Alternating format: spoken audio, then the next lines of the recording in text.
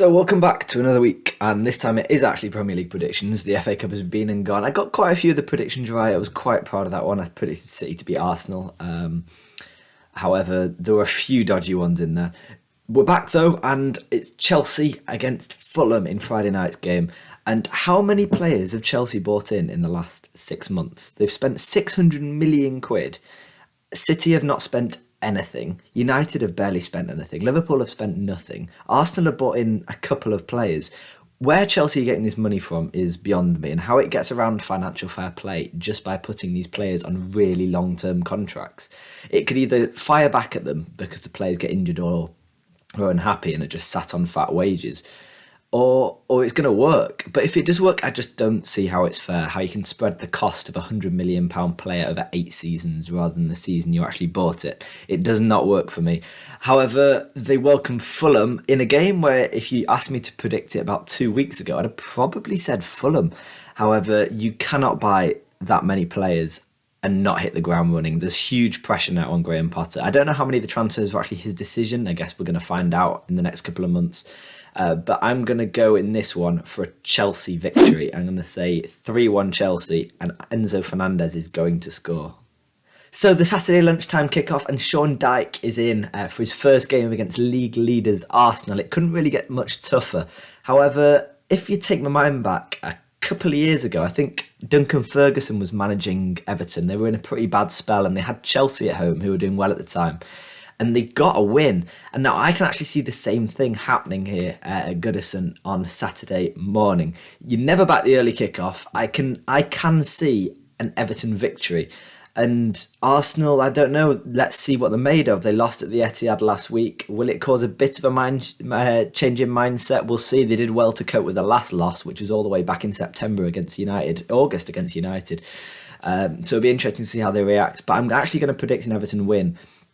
I think they'll be much more rigid under Dyche. It won't be great football to watch like it was at Burnley. However, if it keeps Everton in the league, so they move into the new stadium, actually in the Premier League, then Everton fans, of course, will take that. So I'm going to go for a 1-0 Everton win. Wow, there are a lot of 3 o'clock games this week. So Villa v Leicester kicks it off. Two sides kind of struggling for form. Maybe Villa have picked up more recently. They let go of Danny Ings, which was such a strange decision for me. He was up there with, well, he started the last game at Bournemouth. To let him go as well to another kind of mid-table rival, you'd say, in West Ham was an interesting decision.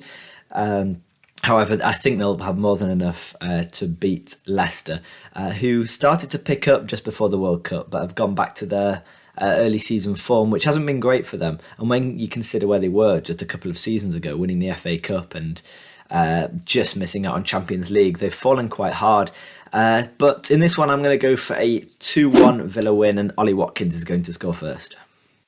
Then the next 3 o'clock game, Brentford versus Southampton. Now, Brentford obviously are flying. They're doing very well. However, Southampton have started to pick up again recently since they beat City in the League Cup. They won at Everton. Then they lost, I believe, at Wolves, which was a bit of a setback. However, I'm going to be controversial here and predict a Southampton win. I like the manager, the old Luton manager, who did really well and took them to the playoffs last year. And I think Southampton will stay up. I think they have the quality, and they also have James Ward-Prowse, which can keep you in the league. He's a quality player. How he's not had a move away from Southampton yet is completely beyond me. And Brentford, I'm not sure. I don't think they can keep up this run of form they're on. I think it's unsustainable. I love the club. It's a great community, family-orientated club. However, in this one, I'm going to go for a Southampton 3-1 win. And then we've got Brighton v Bournemouth. Now, again, high flyers Brighton. They kept Caicedo, which is massive for them. Hopefully he comes back into training and there's no awkwardness. Obviously, he handed in his transfer request. He wanted to leave. However, I think he's only on £3,000 a week. I think he's going to work really hard and then get his move in the summer. And I think that was the right decision by the club to keep him. But Brighton, they keep selling players, but it's all about the system. It's not about the individuals. Getting rid of Trossard, and they still beat Liverpool in the FA Cup. They've got rid of some big names. They got rid of the whole management team, remember, in Potter and his backroom staff to Chelsea. So what Brighton are building is way more sustainable long term. I think they'll stay in the Premier League for a very long time, which was uncertain a couple of years ago. And Bournemouth, I can only really see them going back down, and so I'm going to go for a 2-0 Brighton victory. United have then got Crystal Palace at home, which of course they drew to a couple of weeks ago due to that incredible Eze free kick. Maybe it wasn't Eze. It was an Elise free kick in the last minute. But United, they've been on an incredible run, but you've got to actually look at the teams they've played in that time. They've only really been tested against City and Arsenal, and obviously they just scraped past City, and Arsenal was a loss. So we're not really sure where United are. Nobody really believes on a title challenge. However, I think they'll get top four comfortably. You got to remember they lost 4-0 to Brentford early in the season. So Palace, I can't really see being too much of an obstacle at home, so I'm going to go with a 2-0 United victory. And then we've got Wolves v Liverpool, and I firmly believe Liverpool will make top four this year. I know they're so far off it at the moment, but we're halfway through the season. They're going to kick on. It's only a matter of time before the players come back. Wolves, they're hanging in there this season. It's kind of a going through the motions of sense with a new manager coming in just after the World Cup. They just want to stay in the division. And I'm going to actually go the Liverpool win here. They won 1-0 in the FA Cup a couple of weeks ago, so I'm going to say the same scoreline. And then the final two games of the weekend on the Sunday is Forest Leeds and City Spurs. Now for Forest Leeds, this is going to be a cracker of a game. These two teams have never met in the Premier League before. Forest have brought in more new signings, but I just trust Steve Cooper. He knows what he's doing. Keylor Navas is a quality keeper. Be interesting to see the dynamics of Henderson. Will he be left out? Will they put Keylor Navas in? Leeds, they've just lost Rodrigo for a few months, I believe, which is a big loss, the top scorer this season. I think this one's going to be a draw, though, pretty even, and I'm going to go for 2-2.